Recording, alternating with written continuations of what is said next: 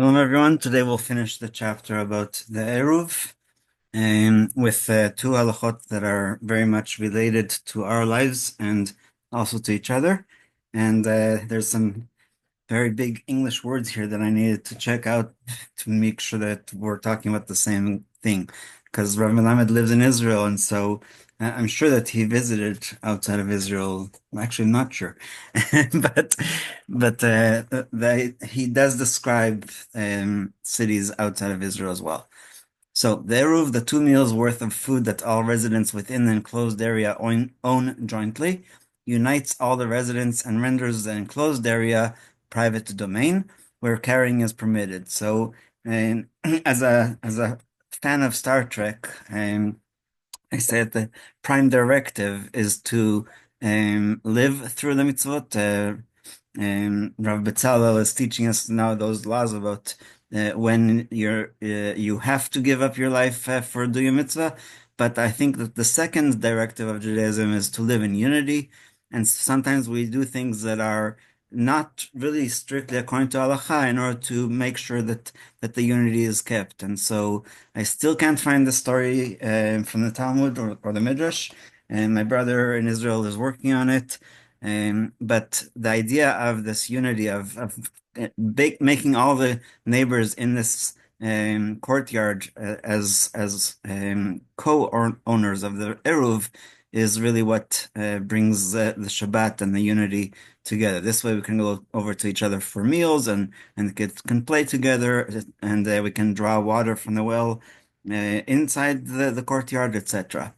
However, all this is on condition that all the area residents, without exception, are partners in the Eruv. If any one of them is not interested in participating, then the area can no longer be considered a single domain, and the Eruv is invalid. In light of this, it is problematic to implement an Eruv in cities and towns whose residents include Jews who do not observe Shabbat. So he's talking about Israel because obviously outside of Israel, I don't think there's even one city that has all Jews. And since they are not interested in an Eruv, they and their homes are not included in the partnership of the Eruv, which means the Eruv cannot be valid. So this is the theory. We'll get to the solution in a minute. And the same problem exists if a non-Jew lives in the area, since his home is not included in the Eruv is invalidated. So there are two solutions. And the first solution is what they used to do. The solution is for Shabbat desecrator or non-Jew to rent out their home for Shabbat to one of the Shabbat observers. It doesn't have to be a full month rent. It just has to be something symbolic, just like we sell the chametz for not the whole amount, and just like we sell the land of Israel during the Shemitah year for not the whole amount of what the land is worth, because it will be I don't know, I guess trillions of dollars. So they don't have to rent out completely, but rather just to give something. We should give them something, sorry, to rent their house in order to be included in the Eruv. This way, their home will be included in the Eruv as well. The problem with this solution is that it is almost impossible to implement in large towns, let alone cities. Okay, so if you start having all the Jewish people who are observant of Shabbat wanting to go to their neighbors, how do you know which neighbors weren't already asked, etc.? Therefore, it became customary to use a different solution, renting all the homes in the area from a city official who has the authority to enter every house in the city.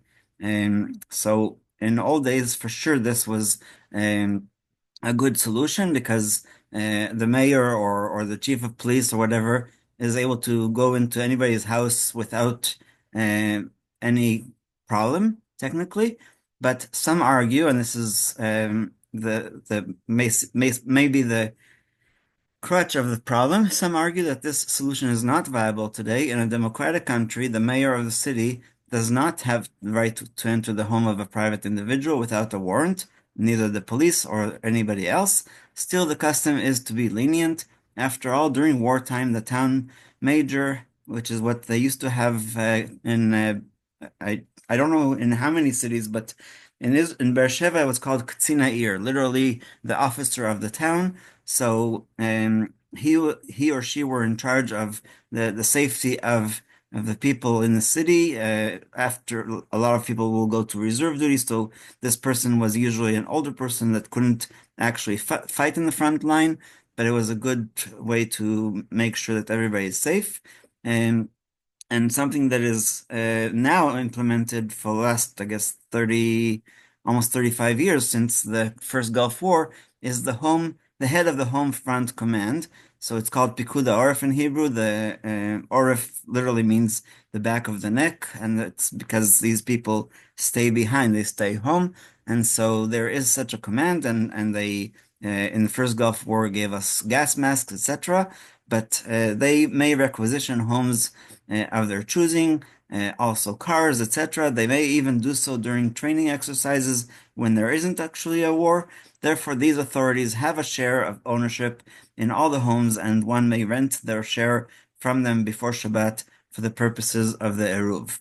And, and so Rabbi Melamed just adds a little note here that in Israel, a local rabbi generally acquires ownership from the mayor as well as from the chief of police. Some also do so from the director of the local branch of the Ministry of Interior Affairs. Since in an emergency, the police chief is authorized to enter any home while the mayor and the representative of the Ministry of um, Internal Affairs is not available. So we'll end the chapter with what happens if an Eruv becomes invalidated on Shabbat. So we already said the example of if before Shabbat it becomes invalidated because of these people who live there who aren't interested. Now it's during the Shabbat. Sometimes it becomes apparent during Shabbat that a wire from the Eruv has snapped in a certain place, thus invalidating the Eruv. Two questions then arise. One, may the Eruv be fixed on Shabbat? And two, if it turns out that the Eruv cannot be fixed, do all the residents need to be informed that the Eruv is down so they know not to carry? So the Chatchila, if a non-Jew is available, it is preferable that they fix the Eruv. Although asking a non-Jew to do melacha for Jews on Shabbat is rabbinically prohibited, nevertheless, when there is a great need to save the masses from the prohibition of carrying on Shabbat, the sages permitted asking a non-Jew to fix the Eruv, even if this will involve melachot that are prohibited by Torah law. I'm thinking boneh, which is adding to a building because you have to reconnect the wire, maybe even tofer, which is tying or connecting the wire in a way that is just like the twist tie instead of putting nails or whatever. Um, and so, however, if no non-Jew is available, a Jew certainly may not violate Torah prohibitions in order to fix the Eruv. For example, if a pole has fallen over, a Jew may not stand it back up by jamming it into the ground. Similarly, if the wire has snapped, one may not tie it back together with a permanent knot, as tying this type of knot on Shabbat is forbidden by Torah law. However, the poskim debate whether one may tie a bow knot, the type that is used to tie shoelaces, as tying this type of knot on Shabbat is permissible. And so, because we are talking about Tzorach Harabim, this would be allowed by many poskim, and we'll conclude with here.